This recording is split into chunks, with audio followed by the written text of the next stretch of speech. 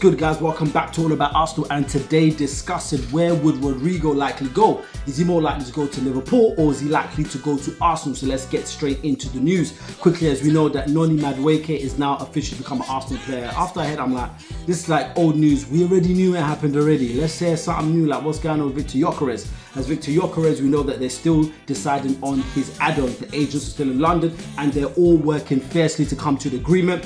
Arsenal's pre-season is starting tomorrow, and the first match I believe is going to be against AC Milan in a couple of days. So guys, get it done. We need this number 9 over the line. Right, let's go to it.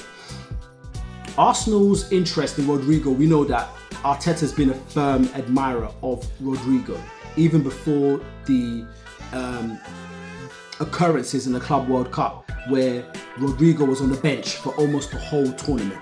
Arteta's always been a fierce admirer of Rodrygo, and we know that the deal for Eze is outside everything else that is going on. So we know that Eze has been a target, and now we know that they are open to selling Rodrygo, that is Madrid, and Rodrygo himself is also open to a move, so it makes things very easy. Liverpool's interest comes from a slightly different area. We know that Bayern Munich are very interested in Luis Diaz. They're very interested in getting Diaz over the line. So it only means if Diaz is to go, there's going to be a gap. And we know that Cody Gakpo also plays there, but they are also looking for a killer. Hence why they are also interested in Rodrygo. And I said hence why, it should just be hence, because they are the same word, they mean the same thing. But correcting myself, why not? Right.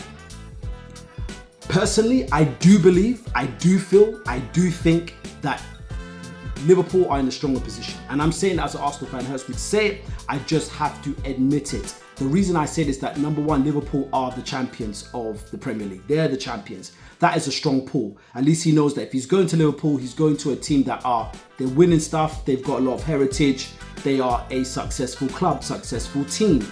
So why not? Why wouldn't he want to make that move?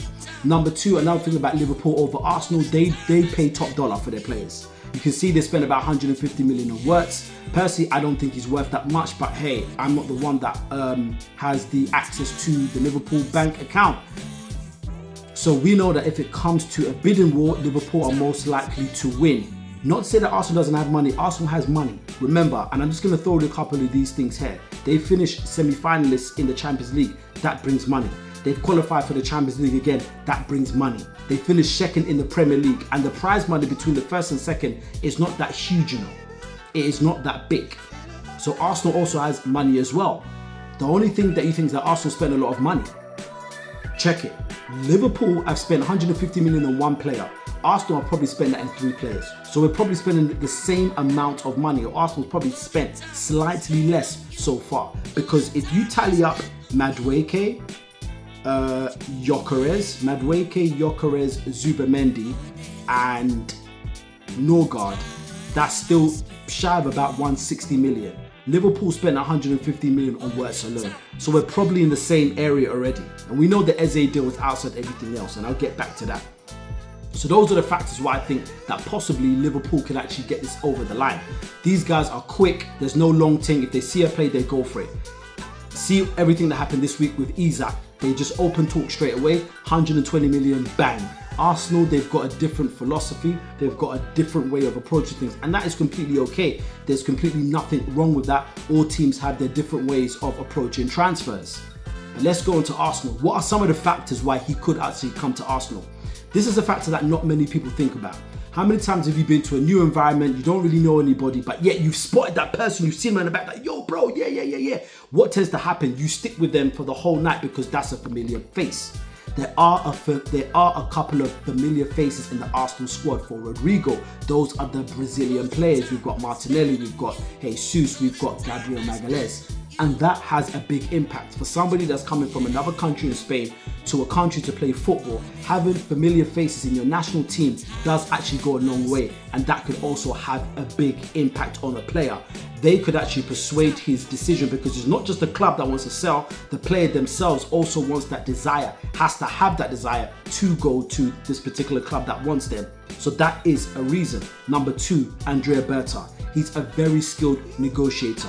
Look at what he's done in the whole Gyökeres situation. Some people might say, oh no, it's the agent that got over the line. Yes, the agent did their thing, but let's be honest, if it was Edu, no disrespect, he was a gooner, and I'm sure he's still a fan deep down. If that was Edu, he wouldn't have got that. He would have probably just said, you know what, I just chuck you the money.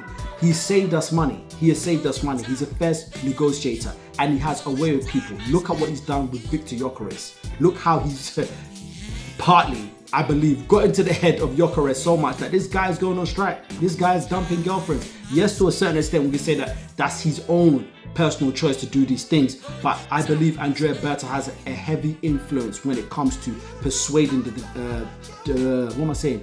decision.